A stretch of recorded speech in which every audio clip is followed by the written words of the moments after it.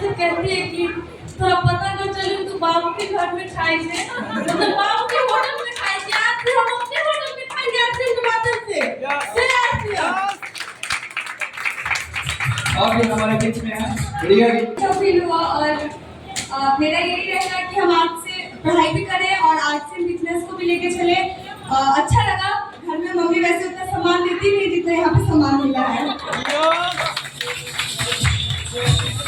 आपको चाहिए नहीं चाहिए, आर्थिक रूप से आजादी चाहिए, खर्च करने का फ्रीडम चाहिए, क्योंकि महिलाएं अगर खुश होती है तो मार्केटिंग करके खुश होती है। और हमारा ये अनोखा बिजनेस है जहां मार्केटिंग करने से ही रॉयल्टी और टेक्निकल जैसा प्रोग्राम आता है। इसी कड़ी में हमारी बीच सोनू मुस्कान जी भी है, ये बताएंगे कि आज का ये प्रोग्राम इनको कैसा लगा और कैसा फील कर रही है।